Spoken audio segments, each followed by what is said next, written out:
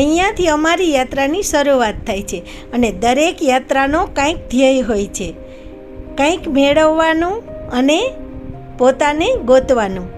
અમે આવ્યા છીએ એક એવા સ્થળ ઉપર કે જ્યાં દરેક કદમ એક અનુભવ છે અને દરેક શ્વાસ એક ચુનૌતી છે, દરેક વળાંક એક નવી જ કહાની કહે છે.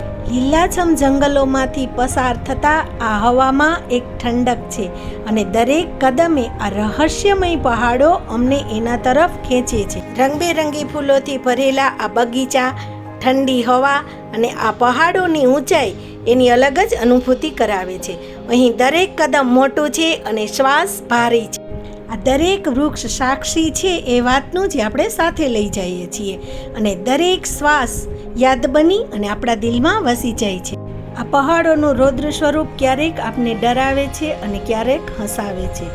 સૂર્યનું પહેલું કિરણ પહાડોને સોનેરી બનાવે છે. અહીંયા આવી અને સમજાય છે કે અસલી સફર શિખર સુધીનું નહોતું, પરંતુ ભીતરમાં રહેલા ડરને હરાવવાનો. યાત્રા ક્યારેય પૂરી નથી થતી, દરેક શિખર એક નવી શરૂઆત છે.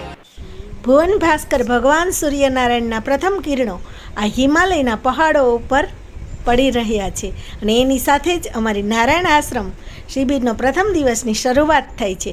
ખૂબ સુંદર આ ફૂલનો બગીચો છે અને અત્યારે અમે ભગવાન આદિનારાયણના દર્શન કરવા માટે નારાયણ આશ્રમમાં જઈ રહ્યા છીએ. આજના દિવસમાં અમે જે કાંઈ પણ પ્રવૃત્તિ કરશું એ બધી હું તમને વિડીયામાં બતાવીશ, તો વિડીયામાં જોડાયેલા રહેજો.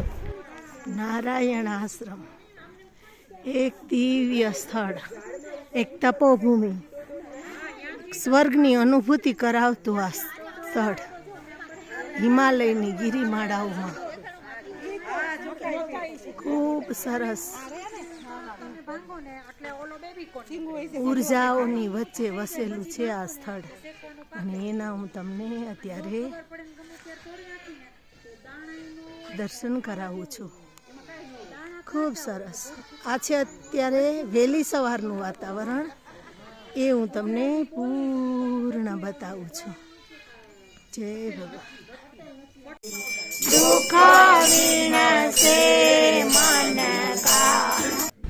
આ દ્રશ્યની અંદર હું તમને નારાયણ આશ્રમ અંદરથી કેવો દેખાય છે એ બતાવું છું. હવે ભગવાન આદિનારાયણના દર્શન કરી અને પછી આપણે શિબિરમાં જાશું.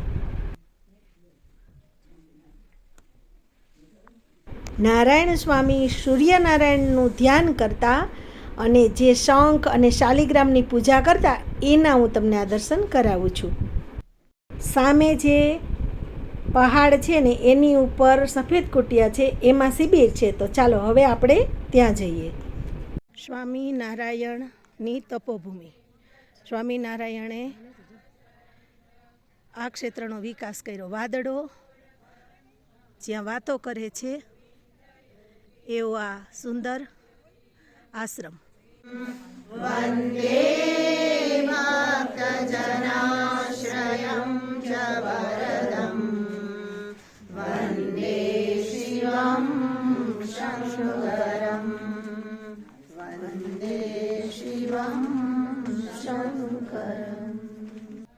શિબિરમાં શિવ માનસ પૂજા વિશે બેન અમને સમજાવી રહ્યા છે અને નારાયણ આશ્રમની આજુબાજુમાં જે સુંદર પોઈન્ટ છે જ્યાં નારાયણ સ્વામી તપ કરતા એ સ્થળો જોવા આપણે જઈએ છીએ. આજે બહુ જ્યાદા વસ્તી નહીં હોગી. પહાડ કે હો ને તો આપકો ધૂપ अच्छी नहीं लगती.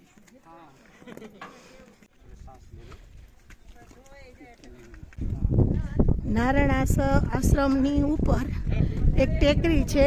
એ ટેકરી ઉપર નારાયણ સ્વામીએ તપ કરેલું. એ ટેકરી ઉપર અત્યારે અમે આવ્યા છીએ અને એ ટેકરી છે એ જે સામે તમને ઊંચા પહાડો દેખાય છે ને એને સમકક્ષ છે. એટલે આટલી ઊંચાઈ ઉપર અમે અત્યારે છીએ એ હું તમને બતાવું છું. આ પહાડી મશરૂમ છે.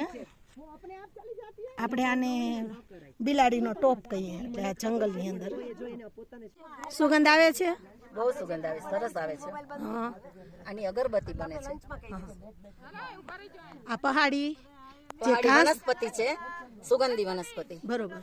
અને એની અગરબત્તી બને છે. અને આ તમે શું હાથમાં રાખ્યું છે? આ છે ને જંગલી એટલે પહાડી તુલસી છે. બરોબર. હા, એ પહાડી તુલસી અમે લોકો અહીંથી લઈ જાય છીએ અને અમારા ઘરે જઈને રોપશું. રોપશું. વેધર તો સૂટ ન થાય પણ છતાં બી ટ્રાય Try કરીએ છીએ કે વિન્ટરમાં કદાચ અસર પડે એમ. ખૂબ ઊંચાઈ ઉપર છે. જો હું તમને બતાવું, આ લોકો બેઠા છે, આ જુઓ. હા, તો એમાં તુલસીના પાન ખાશો તમે ખાશો, હા. તો એની અસર બહુ સરસ છે. સરસ છે. એટલે આ ખૂબ ઊંચા પહાડો ઉપર અમે છીએ. જો હું તમને નજીકથી દેખાડું કેટલી ચોટી છે ઊંચી એના ઉપર. જો આ નજીકથી લઈ જાઉં, આ જે વાદળો છે ને એ ઉતરા છે એટલી ઊંચાઈ ઉપર અમે જઈએ. અને શિયાળાની ઋતુમાં આ બધા પહાડો બરફથી ઢંકાયેલા હોય. ઉપર ગાય છે, બોલજો. પાછું એનો ટાઈમ થશે એટલે આશ્રમની ગાયું છે આ બધી. જો હું તમને નજીકથી બતાવું, નારાયણ આશ્રમ. નારાયણ આશ્રમની આ બધી ગાયો છે. આ આટલી ઊંચાઈ ઉપર, એટલે કેટલી 12,000 ફૂટ છે ને આપણે ઊંચા, 13,000 ફૂટની ઊંચાઈ ઉપર અત્યારે અમે છીએ. અને ગાયો અહીંયા ચરે છે. આશ્રમની ગાયો છે. સાંજ થશે એટલે ચરી અને આશ્રમે પાછા આવી જશે. જો આ તમને હું પહાડો જે બતાવું ને, આ શિયાળામાં બધા બરફથી ઢંકાયેલા હોય. તમે શિયાળામાં અહીંયા આવો તો તમને બરફ બહુ નજીકથી જોવા મળે. પાછળ તમને જે પહાડો દેખાય છે ને, સમકક્ષ આ બીજા પહાડો છે, એની ઉપર અમે ગયા હતા. તો એ જે નીચે આવીએ છીએ ને એના દ્રશ્ય હું તમને બતાવું. એ રીતે ટ્રેકિંગ કરીને ચડવાનું હોય. એટલે સાવચેતી પહાડો છે, આની અંદર સાવચેતી તમે ચાલો ને તો કોઈ પણ ઉંમર છે ને એ મોટી નથી હોતી. સાહસ કરે એ સદાય જુવાન છે.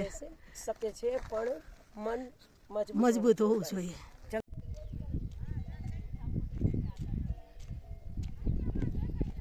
પહાડ ચડી અને હવે નીચે આવી ગયા.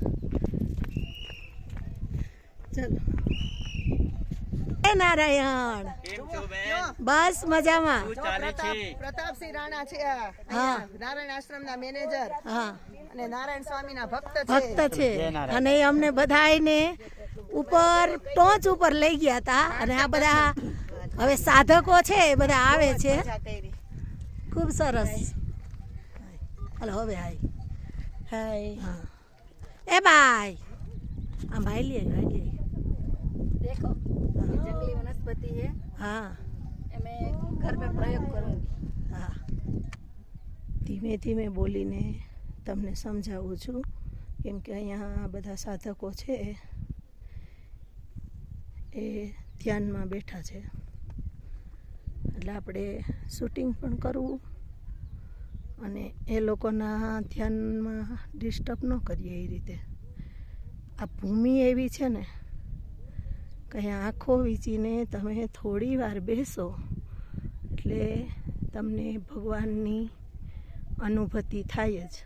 જે પંચતત્વનું આપણું શરીર બનેલું છે એ પંચતત્વ જ્યારે આવી પવિત્ર ભૂમિ ઉપર આવે ત્યારે એને એની અનુભૂતિ થાય જ.